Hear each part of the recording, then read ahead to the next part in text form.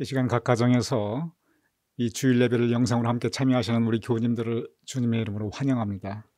이번 한 주간도 주님과 함께 동행하는 복된 한 주, 주님은 풍성한 아름다운 한 주 되심을 축원드립니다. 우리 다 같이 이제 마음 모두 묵도하심으로써 하나님께 함께 예배 올려드리겠습니다.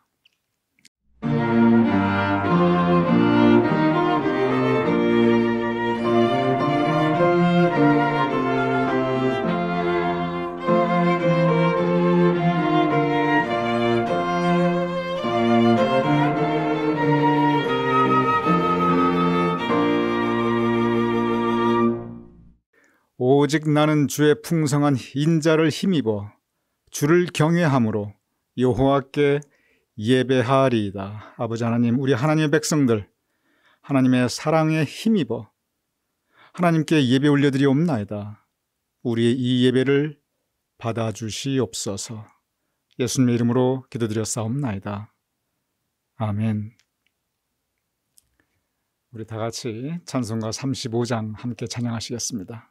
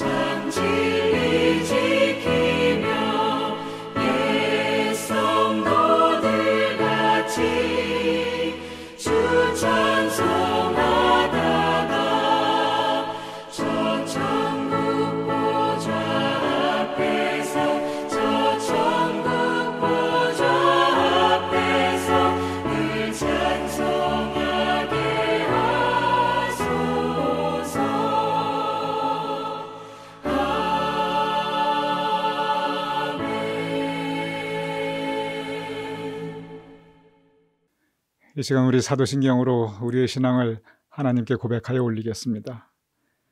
전능하사 천지를 만드신 하나님 아버지를 내가 믿사오며 그 외아들 우리 주 예수 그리스도를 믿사오니 이는 성령으로 잉태하사 동정녀 마리아에게 나시고 본디오 빌라도에게 고난을 받으사 십자가에 못 박혀 죽으시고 장사한 지 사흘 만에 죽은 자 가운데서 다시 살아나시며 하늘에 오르사 전능하신 하나님 우편에 앉아 계시다가 저리로서 산 자와 죽은 자를 심판하러 오시리라.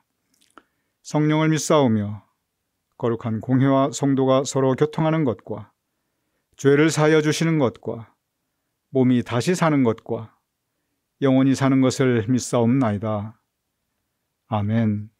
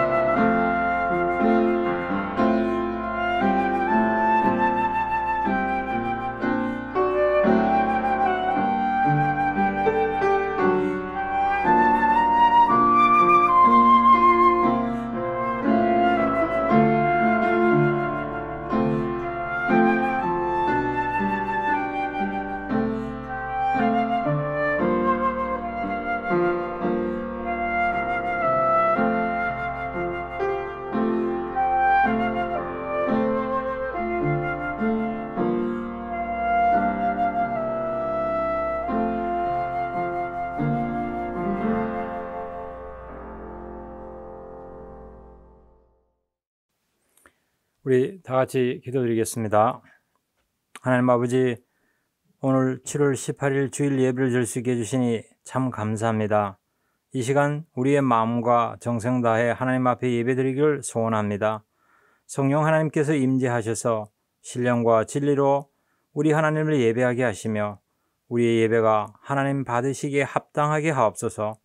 마음의 감사와 입술의 찬양, 기쁨과 열정, 그리고 말씀과 기도가 충만한 시간이 되기를 소원합니다. 지난 한 주간에도 한결같이 하나님 사랑으로 우리를 품어주시고 우리의 삶을 평안과 안전으로 인도해 주셔서 감사합니다. 우리가 어디서 무엇을 하든 우리의 형편과 처지가 어떻든 우리를 항상 돌보고 보살펴 주셨습니다. 그 크신 하나님의 사랑과 은혜에 감사드립니다. 주님의 보혈로 우리를 구속하여 주시고 하나님의 자녀로서 살아가는 특권의 삶을 주셨음에 또한 감사드립니다. 하오나 육신의 연약함으로 인해 주님의 뜻이 아닌 나의 뜻대로 살아온 우리의 모습을 이 시간 되돌아보고 고백하며 회개합니다. 주님 십자가의 보혈로 용서해 주시고 우리의 몸과 마음을 다시금 성결하고 정결하게 하옵소서. 성령으로 충만케 하셔서 우리의 몸과 마음이 감사와 찬양이 가득한 삶, 쉬지 않고 기도하는 하나님의 뜻을 이루며 살아가게 하옵소서. 이 시간 우리 가나안 공동체를 위하여 기도드립니다. 코로나로 인해 장시간 너무 오랫동안 성도들이 떨어져 살면서 성도의 귀한 교제를 누리지 못하고 지내오고 있습니다. 조속히 얼굴과 얼굴을 대하여 다시 만나 공동체의 하나됨을 경험하게 하옵소서. 기쁜 일에 함께 기뻐하고 힘들고 어려운 일에 함께 마음을 나누어 사랑의 수고를 감당하며 살아가게 하옵소서. 기쁨은 나누어 배가 되고 슬픔은 나누어 반감되는 삶을 실천하며 살기를 소원합니다. 특별히 마음은 소원이로되 육신의 아픔으로 인하여 예배에 참가하지 못하는 병약한 지체들이 우리 가운데 있습니다. 주님 이들을 찾아가 주시며 이들과 함께하여 주셔서 병약하고 상처난 부분을 어루만져 치료하여 강건케 하여 주옵소서. 특별히 최강희 장로님, 박수행 장로님, 추재옥 장로님, 서영숙, 안영자 권사님을 주님의 손에 올려드립니다.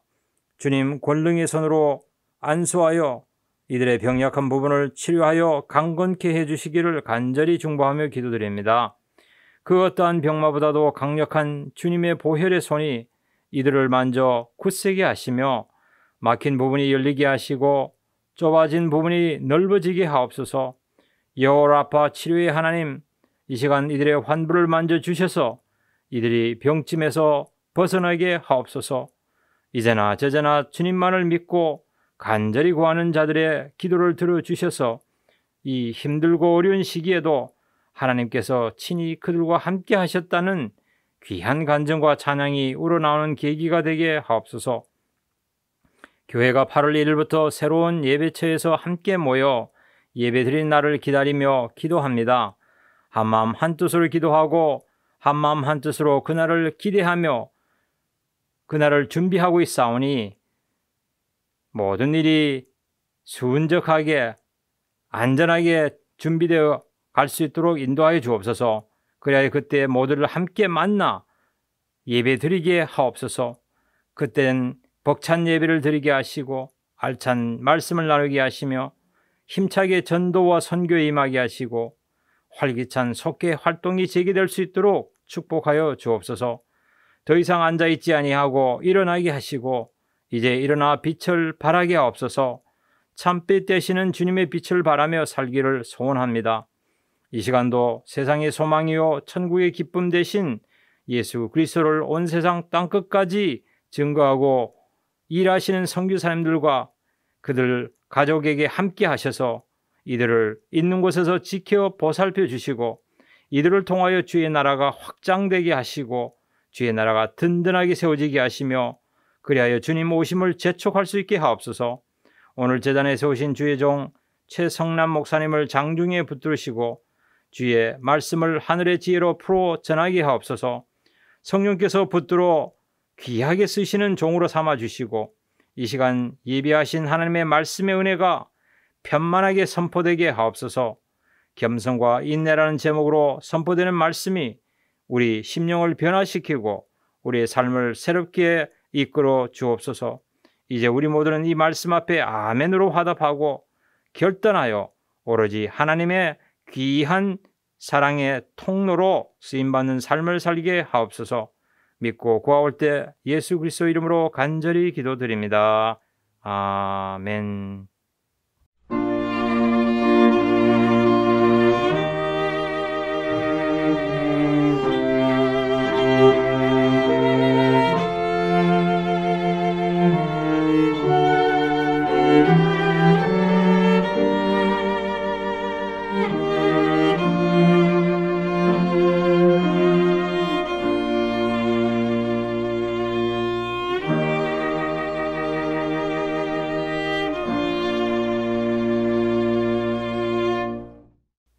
야고보서 1장 2절에서 4절까지의 말씀, 그리고 4장 6절의 말씀 제가 봉독하도록 하겠습니다.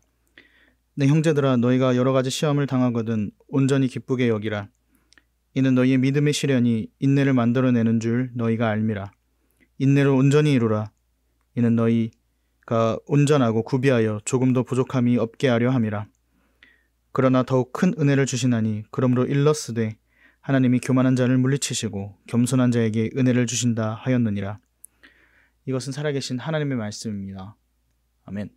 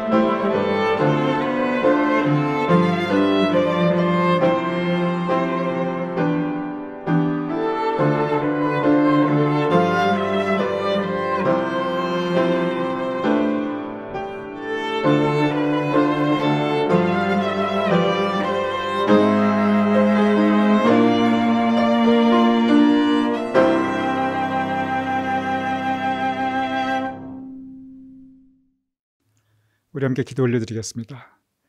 아버지 하나님, 이 시간 우리의 마음을 성령님께서 모아주심을 감사하옵나이다. 이제 우리가 말씀을 나눌 터인데 성령님께서 우리의 마음을 열어주시고 우리 가운데 성령님의 감동감화 역사하심이 있게 하여 주시옵소서. 이 말씀의 시간을 주님께 의탁하오며 예수님의 이름으로 기도드렸사옵나이다. 아멘. 오늘 본문 야고보서의 말씀입니다. 야고보가 누구입니까? 우리 교님들께 익숙한 야고보, 이미 말씀을 많이 들어보았습니다. 그런데 의외로 또 야고보가 구체적으로 누구인가, 특별히 야고보서의 야고보는 누구인가, 의외로 적지 않은 교우님들께서 또한 정확하게 잘 모르시는 경우도 있습니다. 우리 교우님들께서 가장 많이 알고 계신 야고보는 역시 예수님의 제자 중에 야고보입니다. 사도 요한의 형제 야고보입니다. 마가복음 1장 16절에서 18절 이렇게 기록되어 있습니다. 갈릴리 해변으로 지나가시다가 시몬과 그 형제 안드레가 바다에 금을 던지는 것을 보시니 그들은 어부라. 예수께서 이르시되 나를 따라 오너라. 내가 너희로 사람을 낚는 어부가 되게 하리라 하시니 곧 그물을 버려두고 따르니라. 참 아름다운 모습입니다. 이 모습을 여러분의 이해를 돕기 위해서 만화의 한 장면을 보여드리도록 하겠습니다. 이 만화에서 보시는 이 배경은 갈릴리 호수입니다. 예수님께서 저 어부 두 사람을 부르시고 계십니다. 그물질을 하고 있습니다. 맨 처음 예수님께서 제자들을 부르시는 장면입니다. 바로 저기에 있는 두 사람이 베드로 그리고 안드레, 형제지간입니다. 여기에 시몬이라 나와 있는 이 시몬은 바로 베드로의 다른 모습입니다. 곧바로 이어져 다음 절이 있습니다. 마가복음 1장 19절에서 20절입니다. 이렇게 기록되어 있습니다. 바로 이어집니다. 조금 더 가시다가, 즉 아까 그 모습에서 바로 얼마 안 되는 그러한 공간입니다. 그리고 이때는 이미 베드로와 안드레가 따라가고 있는 그러한 장면입니다. 그러한 배경입니다. 조금 더 가시다가 세베대 아들 야고보와 그 형제 요한, 이 본문을 보시면은 예수님께서 야고보와 요한을 부르시는데 여기에 요한은 사도 요한입니다. 요한복음을 진 바로 그 요한입니다. 요한 1서, 2서, 3서 그리고 요한계시록을 지은 바로 그 요한입니다. 끝까지 예수님의 어머님을 모신 바로 그 요한입니다. 그리고 그 형제 야고보입니다. 그들도 배에 있어 그물을 깁는데 곧 부르시니, 아주 아까 장면하고 모습 비슷하지요? 그 아버지 세베대 아들, 그 아버지 세베대를 품꾼들과 함께 버려두고 예수를 따라가니라. 이 장면을 다시 만화를 통해서 보여드리도록 하겠습니다. 여기 보면은 배가 두 척이 있습니다. 하나는 베드로와 안드레가 탔던 배입니다. 또 다른 배는 야고보와 그의 형제 요한이 탔던 배입니다. 그래서 네 사람이 지금 예수님을 따라가고 있습니다. 이렇게 베드로와 안드레 형제입니다. 야고보와 요한 형제입니다. 이 네 사람은 거의 동시에 예수님께서 불렀습니다. 그리고 예수님의 그 모든 12 제자 가운데 가장 먼저 부르신 그 네 제자입니다. 그래서 베드로와 안드레, 야고보와 요한은 예수님의 사역 가운데 상당히 특별한 대접을 받고 있습니다. 그리고 제자들도 이것을 존중합니다. 어느 자리에 가든 어떤 상황에 가든 항상 베드로와 안드레 그리고 야고보와 요한이 예수님께서 그들을 존중하셨고 그리고 다른 예수님의 제자들도 그들을 존중하고 있는 것을 우리가 볼 수 있습니다. 그런데 불행히도 이 야고보, 세베대 아들 야고보 그리고 사도 요한의 형제 야고보, 이 야고보, 오늘 우리가 함께 우리 그림과 함께 보았던 이 야고보는 예수님의 그 모든 제자 가운데 가장 먼저 순교하게 됩니다.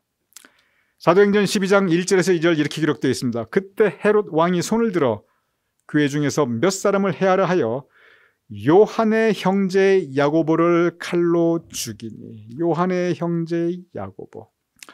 교회 전통에서 예수님의 모든 제자들이 하나같이 복음 전하다 순교당했다고 기록되어 있습니다. 물론 가룟 유다는 다르지만 가룟 유다 이후에 다른 제자들을 또 뽑았죠. 근데 그 모든 제자들이 복음 전하다가 순교당한 것을 우리 교회 전통에서는 믿고 있습니다. 그런데 성경에서는 유일하게 야고보의 순교만을 기록하고 있습니다.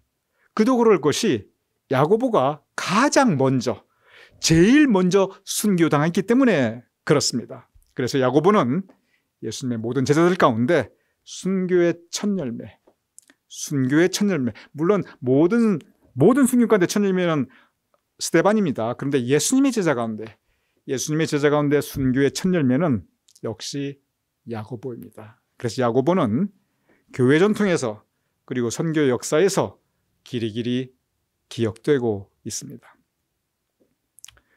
예수님의 제자 가운데 12제 가운데 동명인이 있습니다. 야고보는 야고보인데 또 다른 야고보가 있습니다. 그래서 예수님의 제자 가운데 야고보가 두 사람이 있습니다. 마태복음 10장 2절에 4절은 12제자의 명단이 나옵니다. 제가 하나하나 보여드리겠습니다. 12사도의 이름은 이러하니라. 베드로라 하는 시몬을 비롯하여 그의 형제 안드레와 세베대의 아들 야고보와 그의 형제 요한.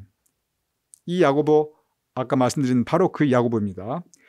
빌립과 바돌레메, 도마와 세리마테, 그리고 또 다른 야고보의 이름 나옵니다.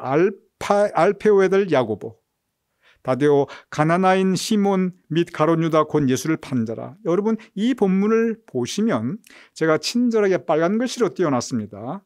세베대의 아들이자 요한의 형제 야고보가 있습니다. 또 다른 야고보, 동명이인이 있습니다. 그것은 알페오의 아들 야고보입니다. 이렇게 예수님의 12제자 가운데 항상 같이 다녔잖아요. 근데 야고보가 둘이에요. 그래서 교회 전통에서는 큰 야고보, 작은 야고보 이렇게 부릅니다. 큰 야고보가 누구냐면 바로 그 요한의 형제 야고보입니다. 작은 야고보는 오늘 이 본문의 알포의 아들 야고보, 이 두 번째 야고보가 작은 야고보입니다. 그런데 큰 야고보와는 달리 작은 야고보는 성경 전체에 특별한 기록이 없어요. 어디서 뭘 했고 그런 기록이 없습니다. 즉 조용하게 지냈던 그러한 야고보입니다. 제가 여러분에게 두 야고보에 대해서 말씀을 드렸습니다. 큰 야고보인 세베대 아들 야고보, 사도 요한의 형제입니다. 작은 야고보인 알페오의 아들 야고보입니다. 또 다른 야고보가 있습니다. 아주 중요한 분입니다. 이 또 다른 야고보는 바로 예수님의 친동생 야고보입니다.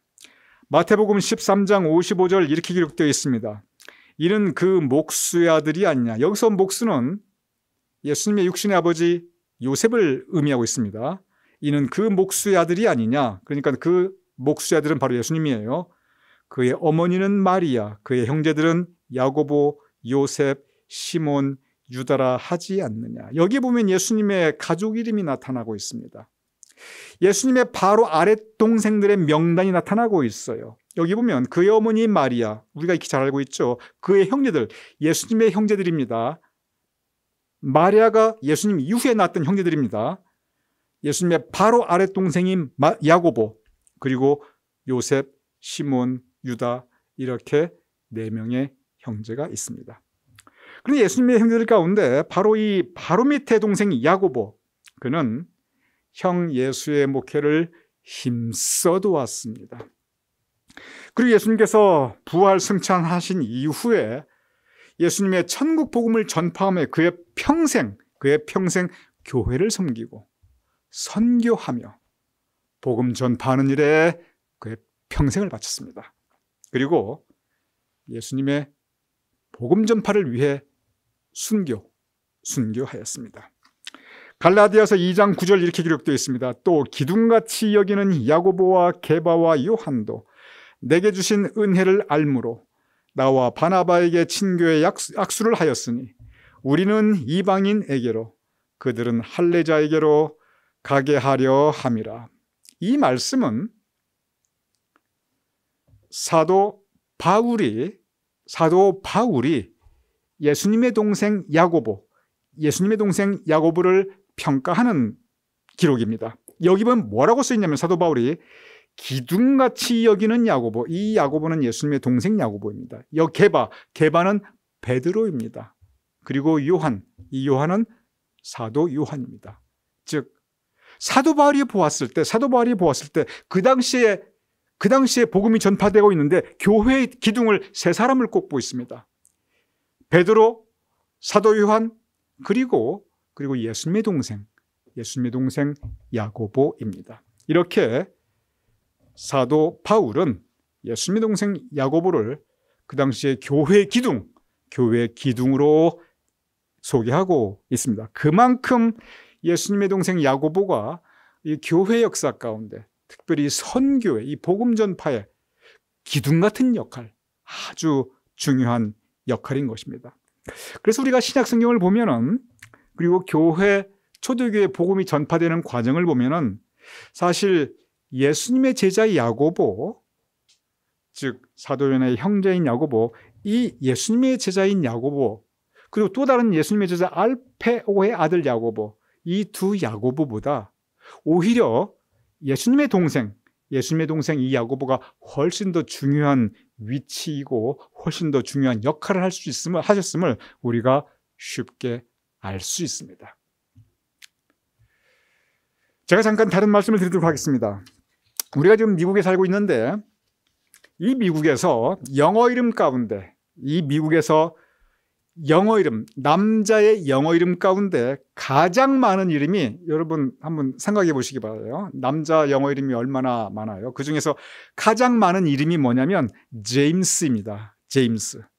현재 인구 센서스에 하면 미국에서 가장 많은 넘버원 이름이 제임스예요.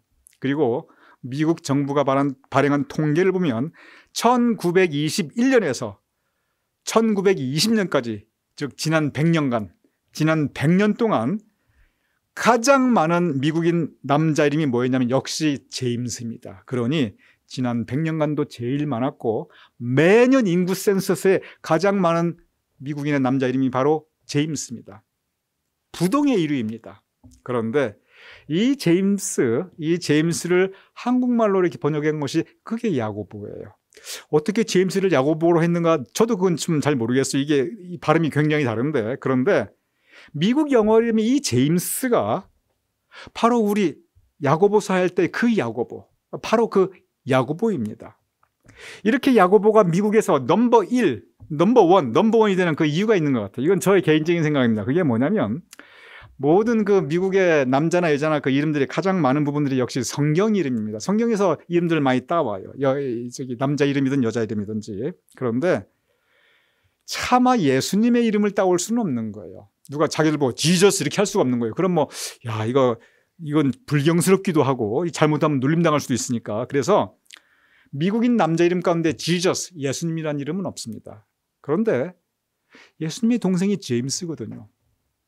그리고 그 제임스가 정말 존경받는 분이거든요. 그래서 차마 예수님 지저스라고는 하진 못하고 그 동생 제임스라고 해가지고, 이렇게 혹시 미국 남자들이 이 미국 역사 가운데 부동의 1등이 되는 것이 그 이유가 아닌가, 제가 이렇게 혼자 생각을 해봅니다.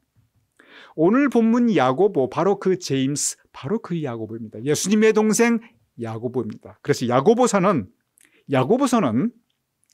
예수님의 제자 야고보가 기록한 것이 아니고, 우리 교회 전통에서는 예수님의 동생 야고보가 기록한 것이라고, 이것이 신학교에서도 그렇게 가르치고 있고 우리 교회 전통에서 그렇게 믿고 있습니다. 저도 그렇게 믿고 있습니다.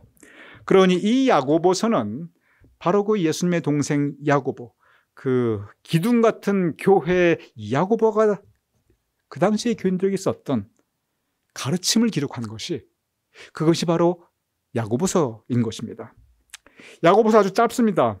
그런데 이 야고보서에서 야고보가 가장 강조했던 것이 있습니다. 우리 교인들도 잘 아실 것입니다. 그것은 뭐냐면, 야고보의 그 많은 가르침 가운데 한 가지 핵심을 들면 그건 뭐냐면, 우리 믿음이 삶의 현장에서, 우리 삶 속에서 드러나야 된다는 거예요.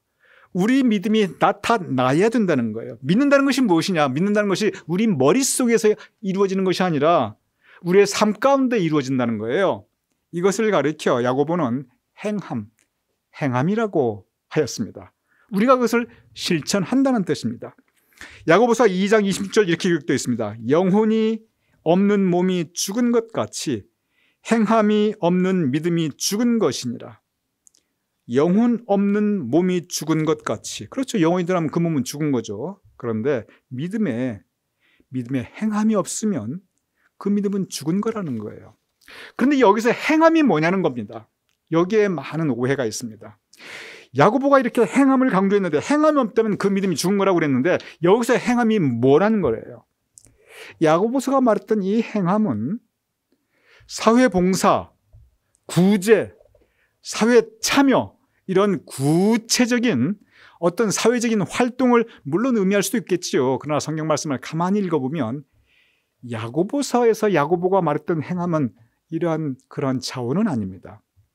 야고보서에서 야고보가 말했던 이 행함은 성경 말씀을 자세하게 읽어보면 그것은 성품, 우리 믿는 사람들의 성품을 의미하고 있습니다.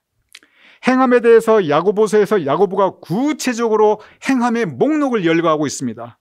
무엇을 행해야 되는가? 야고보가 우리에게 가르치고 있습니다. 야고보서 3장 17에서 18절 이렇게 기록되어 있습니다. 오직 위로부터 난 지혜는 첫째 성결,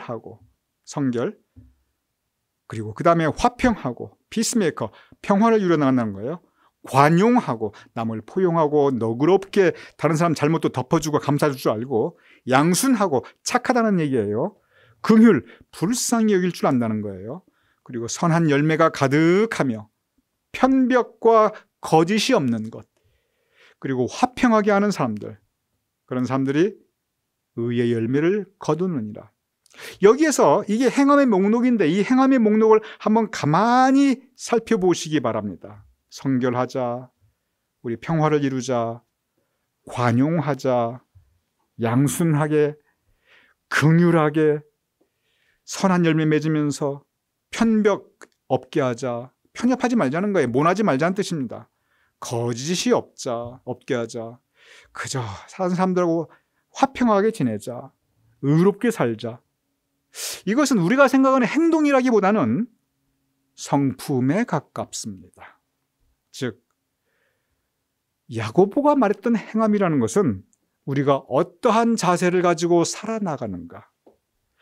사도 바울이 말씀하셨던 성령의 9가지 열매와 너무 비슷한 것이 이것이 바로 야고보가 말씀하였던 행함의 목록입니다. 사도 바울 우리의 믿음 열매 맺어야 된다. 근데 그 열매를 하나하나 보면 이거 성품이에요. 야고보서도 마찬가지입니다. 행함을 말하고 있는데 이것은 어떻게 우리가 어떤 자세로 이 세상을 살아나가는가, 다른 사람들을 어떻게 대하는가, 인간관계를 우리가 어떻게 이루어 나가는가, 내 마음의 상태가 어떠한 것인가. 야고보는 행함을 말하는데 그 행함은 성품, 우리의 성품을 의미하고 있습니다. 사회 참여를 하고 우리가 나가서 뭔가를 막 앞장서 나가고 물론 그런 것도 필요할 때가 있습니다. 이 기독교 역사를 보면 그런 게 꼭 필요할 때가 있었어요. 그런데 근본적으로 변화는 우리 내면이 변화해야 된다는 거예요. 마음이 변해야 그것이 우리의 외연 세계를 변화시킬 수 있다는 것입니다. 사회 변화도 우리 한 사람 한 사람 믿는 사람들이 소금의 역할, 빛의 역할에서 우리가 먼저 변화할 때, 우리의 내면 세계가 변화할 때 그때 우리가 세상을 변화시킬 수 있다는 것입니다. 그래서 행함은 성품, 우리의 내면 세계가 이렇게 변화하는 것을 야고보는 우리에게 가르치고 있습니다. 그런데 야고보가 이 모든 성품 가운데 야고보가 가장 강조한 것이 있습니다. 즉, 야고보는 행함을 강조했는데 행함이라는 건 성품이에요. 세상을 살아나가는 자세예요. 사람을 대하는 방법이에요. 그 가운데 가장 중요한 것이 있습니다. 그것이 바로 오늘 본문 말씀입니다. 야고보서 4장 6절 이렇게 기록되어 있습니다. 그러나 더 큰 은혜를 주시나니 그러므로 일렀을 때 하나님이 교만한 자를 물리치시고 겸손한 자에게 가장 큰 은혜를 주신다는 것입니다. 겸손한 자에게 더욱 큰 은혜를 주신다는 것입니다. 겸손이 무엇입니까? 겸손은 하나님을 두려워하는 마음입니다. 그리고 겸손이 무엇입니까? 겸손은 나의 부족함을 아는 마음입니다. 겸손은 첫째 하나님 앞에 겸손, 하나님을 두려워하는 마음, 그것이 겸손입니다. 그리고 사람 앞에 겸손, 사람 앞에 나의 부족함을 내가 아는 마음. 다시 말씀드립니다. 겸손은 하나님을 두려워하는 마음이고, 그리고 나의 부족함을 아는 마음, 그것이 겸손입니다.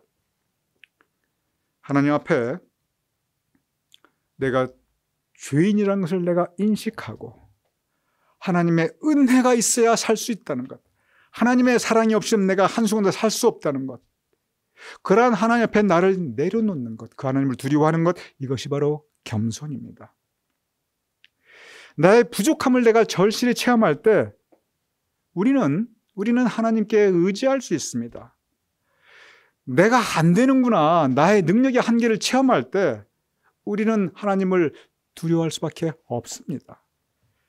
그리고 나도 허물 많은 사람이지, 나도 부족한 사람이지, 내가 나 자신의 연약함을 내가 인식할 때 다른 사람을 존중하고 다른 사람들 앞에 내가 겸손할 수 있습니다. 겸손은 그래서 하나님이 누구인가를 알고 내가 누구인가를 아는 것, 그것이 겸손입니다. 잠언 16장 18절 이렇게 기록되어 있습니다. 교만은 패망의 선봉이요 거만한 마음은 넘어짐의 앞잡이니라. 겸손의 반대, 그것은 교만입니다. 교만은 우리를 넘어지게 합니다. 교만은 인간관계를 파괴합니다. 교만은 다른 사람 마음에 상처를 주고, 그리고 교만은 가장 무서운 것, 하나님의 말씀에 불순종하게 됩니다. 교만할 때 우리는 내가 하나님이 되어요. 하나님의 자리에 내가 들어갑니다. 그러니 불순종하고 죄를 짓게 됩니다. 그것이 바로 교만입니다. 내가 다른 사람보다 부족하다고 느낄 때, 즉 내가 겸손할 때 우리는 다른 사람에게 그 어떤 피해도 주지 않습니다. 나에게도 피해 주지 않습니다. 겸손은 이렇게 다른 사람에게도 유익하고 나에게도 유익합니다. 왜냐하면 겸손한 사람은 나의 부족함을 알기 때문에 다른 사람의 부족함과 그 불완전함을 덮어주고 포용하고 이해하기 때문에 그렇습니다. 겸손한 사람은 자기의 부족함을 알기 때문에 내 힘으로 이 세상을 살아갈 수 없다는 것을 너무나 잘 알고 있습니다. 그러니 겸손한 사람은 하나님께 의지하게 됩니다. 내 능력으로 할 수 없기 때문에. 겸손한 사람이 그래서 하나님을 찾고 하나님을 의지하게 됩니다. 성경에 보면은 겸손을 배우는 가장 큰 길이 있습니다. 여기에 우리가 배워야 될 신앙의 큰 교훈이 있습니다. 오늘 야고보가 우리의 신앙생활 가운데 우리의 행함, 즉 우리가 삶에서 실천할 수 있는 그 성품 가운데 가장 중요한 것으로 겸손을 이야기했는데, 그런데 그 겸손을 배우는 가장 큰 길이, 가장 큰 방법이 있습니다. 그것이 뭐냐면, 그것은 우리가 시련을 겪을 때, 우리 삶에 환난이 닥쳤을 때, 내가 감당하기 어려울 정도의 그런 큰 고통을 겪을 때, 그때 우리는 겸손을 배우게 됩니다. 왜냐하면 커다란 시련과 환난과 감당할 수 없는 그 고통 가운데 사람은 누구나 자기 자신의 한계를 절감합니다. 그때 할 수 있는 것은 하나님께 의지할 수밖에 없습니다. 그러니 겸손하고 싶지 않아도 겸손해질 수밖에 없어요. 언제? 시련은, 환난, 그리고 고통이 나에게 다가올 때. 그래서 성경은 시험당하는 것이 나에게 유익하다고 하였습니다. 여기서 시험은 내가 삶의 고통을 겪는다는 거예요. 왜냐하면 그 시험 가운데 겸손을 배울 수 있기 때문에 그렇습니다. 그 시험 가운데 하나님께 간절히 매달리고 하나님께 의지하고 하나님께 부르짖기 때문에 그렇습니다. 그런데 이 시험 당할 때, 고난 당할 때 이것이 양면의 날선 검입니다. 왜냐하면 이때 조심할 게 있어요. 시험 당하고 고난을 당할 때 이것이 무조건 유익하구나, 이때 내가 겸손하게 해주고 내가 하나님께 가까울 수 있구나, 반대 경우도 생깁니다. 왜냐하면 시험을 당하고 고난과 고통을 겪을 때 그때 반드시 마귀가 공격합니다. 마귀는 어떤 사람을 찾는가? 마귀는 고난당하는 사람을 찾습니다. 왜냐하면 사람은 누구나 고난당할 때 가장 영적으로 약해져 있기 때문에 그렇습니다. 그래서 고난당할 때, 시험 겪을 때, 이때가 겸손을 통해서 하나님께 가까이 나갈 수 있는 그러한 때이기도 하지만 반대로 마귀의 공격을 받고 있는 믿음까지도 쏟아버리고 받은 은혜까지도 쏟아버릴 수 있는 때가 바로 그때가, 그래서 하나님을 떠날 수 있는 때가, 그때가 또한 고난당하고 시험당하는 바로 그때이기 때문에 그렇습니다. 오늘 두 번째 본문 야고보서 1장 2절 4절 이렇게 기록되어 있습니다. 내 형제들아 너희가 여러 가지 시험을 당하거든. 이때 시험은 바로 고난과 고통, 삶의 시련입니다. 너희가 여러 가지 시험을 당하거든. 우리가 시험 당할 때 두 가지 길밖에 없습니다. 겸손 가운데 하나님을 만나는 거, 그 방법이 있고 그 길이 있고, 또 다른 길은 고난 가운데 하나님을 만나는 게 아니라 절망 가운데 마귀를 만날 수도 있습니다. 양날래 날선 검입니다. 그것을 야고보는 알고 있었습니다. 겸손을 말하면서 바로 그것을 야고보가 알고 있었어요. 너희가 시험을 당하거든 뭐라고 기록하냐면 온전히 기쁘게 여기라. 이는 너희 믿음의 시련이 인내를 만들어내는 줄을 너희가 알미라. 야고보서는 우리가 시험을 당할 때 이때 우리가 할 수 있는 거 참고 견디는 것밖에 없다는 거예요. 참고 견디는 것밖에. 시험 당할 때마다, 우리가 고통 당할 때마다 우리가 기도하는데 그 기도할 때마다 우리 기도가 100% 다 응답이 돼가지고 그 모든 문제들이 다 해결되면 너무나 좋겠지요. 그런데 간절히 기도하는데 비록 더딜지라도 반드시 이루리라. 하나님께서 이루어 주실 것인데, 그런데 시간이 자꾸 가요. 내 뜻대로 안 돼요. 내가 바라는 타임라인대로 안 돼요. 이럴 때 우리가 할 수 있는 것이 뭐냐? 인내, 참고 견디는 것밖에 없다는 겁니다. 그렇기 때문에 겸손과 인내가 야고보는 같이 간다고 가르치고 있습니다. 우리 삶에 고통이 올 때, 시험을 당할 때, 그때가 겸손을 배울 때입니다. 그런데 그 겸손은 우리가 인내함으로 배울 수 있는 것입니다. 인내하지 않으면 우리는 좌절하고 절망하게 됩니다. 좌절하고 절망 가운데 마귀가 역사합니다. 실족하게 됩니다. 넘어지게 됩니다. 그러기에 우리는 인내해야 됩니다. 인내가 뭡니까? 참고, 참을 그리고 견디는 겁니다. 참고 견디는 거예요. 얼마나 힘듭니까? 그걸 참고 견딜라니까. 그런데 그 방법밖에 없다는 겁니다. 야고보는 분명히 말합니다. 행함 없는 믿음은 죽은 믿음이라. 여기서 행함이 무엇입니까? 가장 큰 것 두 가지입니다. 첫째, 겸손입니다. 두 번째, 인내입니다. 많은 사회 개혁가 운동가들의 이 야고보서를 이용하였습니다. 봐라, 행하자, 나가서 데모하자. 데모가 필요할 때 있지요. 나가서 뭐 하자. 그렇게 필요할 때 있지요. 그러나 진정으로 야고보가 가르쳤던 그 행함은 우리 겸손하자. 그리고 시험이 올 때 우리 인내, 참고 견디자. 이것이 없다면, 이 겸손과 인내가 없다면 우리 믿음은 죽은 거라는 거예요. 그렇습니다. 겸손하지 않은 믿음은 그건 죽은 믿음입니다. 어떻게 겸손하지 않은 믿음에 성령이 역사할 수 있습니까? 겸손해야 그 가운데 하나님께서 우리에게 역사하시지요. 그러니 행함 없는 믿음은 죽은 믿음이라 겸손하지 않은 믿음은 죽은 거예요. 인내가 없는 믿음은 죽은 믿음입니다. 인내하지 않으면 시련이 올 때 다 무너집니다. 고통이 올 때 다 무너져요. 그렇기 때문에 행함 없는 믿음은 죽음이라. 여기서 행함은 가장 큰 것은 겸손 그리고 인내. 겸손 그리고 인내. 이것이 우리가 지켜야 될 믿음의 행함. 믿음의 행함입니다. 오늘 이 말씀, 우리는 모두 고난에 가득 찬 인생을 살아가고 있습니다. 우리 모두 나름대로 겪는 우리만의 시험이 있습니다. 형제들아, 자매들아, 너희가 시험을 당하거든 기쁘게 여기라. 왜냐하면 하나님께 더 나아갈 수 있으니까. 그런데 이 믿음의 실현 가운데 우리가 지켜야 될 것, 그것은 인내. 인내를 만들어내는 줄을 너희가 알미라. 행함 없는 믿음이 죽은 믿음인데 우리 교우님들 오늘 이 시간 겸손과 인내를 행할 수 있는, 그래서 우리의 믿음이 독수리 날개치며 이 어려운 가운데서도 우리가 하늘 향해 날아갈 수 있는 힘과 용기와 능력 있는 믿음을 갖출 수 있는 겸손과 인내를 행할 수 있는 우리의 믿음이 될 수 있기를 주님의 이름으로 축원합니다. 우리 함께 기도 올려드리겠습니다. 아버지 하나님, 행함 없는 믿음이 죽은 믿음을 가르쳐 주심을 감사옵나이다. 그러하오니 우리가 겸손을 행할 수 있도록 도와주시옵소서.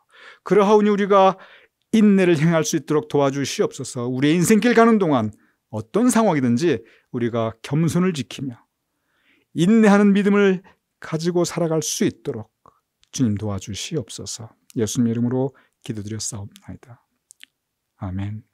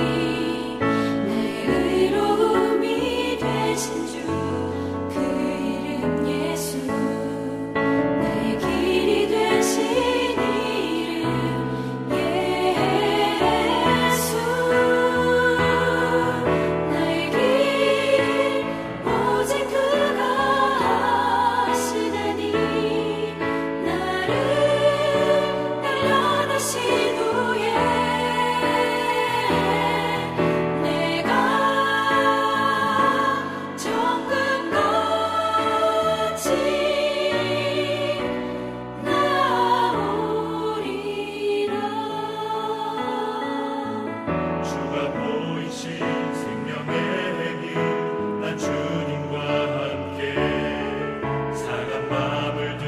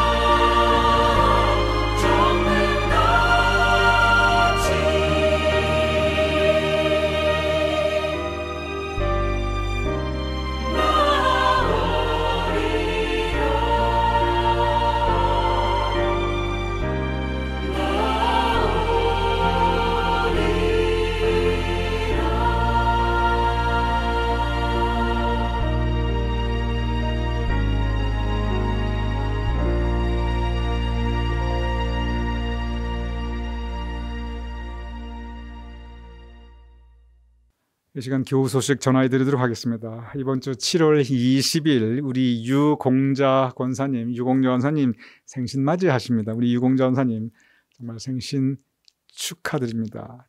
제가 우리 모두 유공자 권사님의 생신 함께 기뻐하며 축복기도 우리 함께 올려드리겠습니다.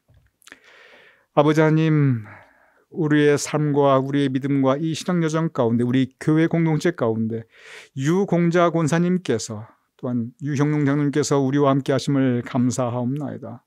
우리와 함께 이렇게 신앙생활 하게 하시며, 우리와 함께 기쁨과 고통을 나누게 하시며, 함께 기도하며 함께 예배하게 하시며, 함께 동역하게 하시며, 이 인생 여정 함께 걷게 하시며, 믿음의 소망을 함께 나누게 하심을 감사하옵나이다. 아버지 하나님, 앞으로도 유공자 권사님 두네 번 위에 주님의 은총을 더하여 주시옵소서.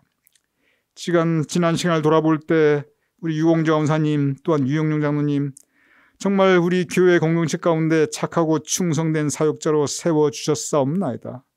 앞으로도 변함없이 선한 일에 주님께서 사용하여 주시옵소서. 선한 일에 쓰임받는 손길이 되게 하여 주시옵시고 주님의 신실한 제자로 살게 하여 주시옵소서. 우리 유공자 권사님 그리고 유영룡 장로님 앞으로도 변함없이 성령의 풍성한 열매를 맺게 하시며 아름다운 행함이 있는 믿음으로 주님께서 계속 지켜주시옵소서. 아버지 하나님, 유공자 권사님의 삶을 돌아볼 때 그의 삶 가운데 참으로 많은 은혜를 베풀어 주셨사옵나이다. 참으로 큰 사랑 허락하셨사옵나이다. 앞으로도 변함없이 주님의 은혜와 사랑을 더하여 주시옵소서. 특별히 기도함나니 건강을 지켜주시옵소서. 근래 우리 유공자 권사님, 유형룡 장로님 다소 건강에 어려움이 있었지만 그러나 지금까지 이렇게 잘 지켜주셨음을 감사하옵나이다. 앞으로 우리 두 분 건강에 아무 문제 없이 영육간에 강건케 하여 주시옵소서. 또한 기도하옵나니 허락하신 삼남매 주님께서 지금까지 큰 은총으로 함께 하겠사오니 앞으로도 각 가정 위에 주님의 은총과 사랑과 복의 복을 주여 더하게 하여 주시옵으며 삼남매 각 가정에 하는 모든 일들이 형통하게 하여 주시옵소서. 유공자 권사님 이번 주 생신 맞게 하심을 감사하며 축복하오며 예수님의 이름으로 기도드렸사옵나이다. 유공자 권사님 다시 한번 생신 축하드립니다. 더욱더 건강하시며 항상 주님 은총 가득하심을 축원드립니다. 이 시간 우리 다 같이 찬송가 461장 함께 찬양하여 올리겠습니다.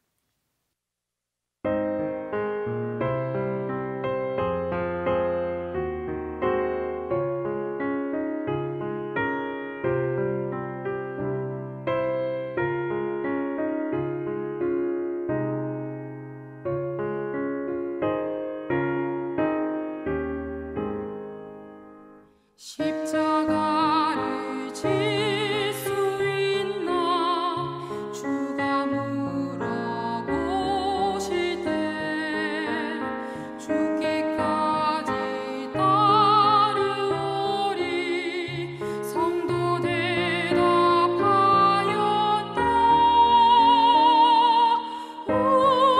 우리의 심령 주의 것이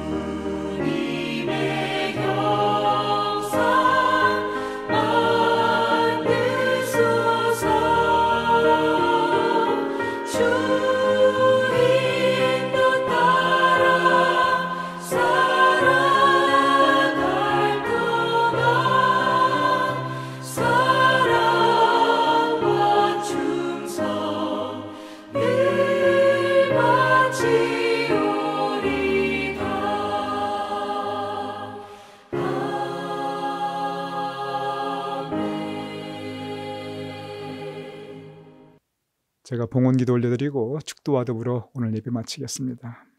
아버지 하나님, 우리의 예배를 받아주심을 감사하옵나이다. 우리 교우님들이 각 가정에서 올려드리는 이 예배 가운데 아버지 하나님, 성령님의 감동감화 역사하심을 베풀어 주심을 감사하옵나이다. 또한 우리의 성별하여 올려드리는 봉헌하여 드리는 이 예물을 주님께서 받아주심을 감사하옵나이다. 아버지 하나님, 이 예물이 쓰여지는 곳에 주님의 선한 일이 또한 있게 하여 주시옵시며 주님의 은혜와 사랑이 있게 하여 주시옵소서. 이러한 때 주님께 받은 은혜를 감사하며 이 예물을 성별하여 드리는 우리 교우님들을 기억하여 주시옵시며 우리 교우님들의 각 가정에 주님의 은총 가득 채워주시옵시며 이러한 때 물질로 인하여 더욱더 아버지 하나님 더욱 도와주시어 어려움 겪는 우리 교우님들이 없도록 우리 교우님들의 곳간을 주여 풍성히 채워주시옵소서. 그래야 언제나 하늘의 신령한 은혜와 이 땅이 기름진 것으로 우리 교우님들의 가정을 주여 가득 채워주시옵소서. 이제는 우리 주 예수 그리스도의 크신 은혜와 아버지 하나님의 극진하신 사랑과 성령님의 감동 감화 역사하심이 이 시간 함께 각 가정에서 예배 올려드리는 우리 교우님들과 그 자손과 후손들의 머리 위에 주님께 세우신 우리 교회와 앞으로의 모든 그 사역들과 특별히 8월 1일 첫 주일부터 시작될 우리의 예배 위에 우리가 두고 온 모국 대한민국과 우리가 살아가는 이 땅 미국과 온 세상 하나님의 백성들 위에 또한 아버지 하나님 새로운 델타 바이러스로 인해서 변이 바이러스로 인해 고통받고 있는 환우들과 그들을 돌보고 있는 의료진들 위해 지금부터 영까지 함께 하실 것을 간절히 축원하옵나이다. 아멘.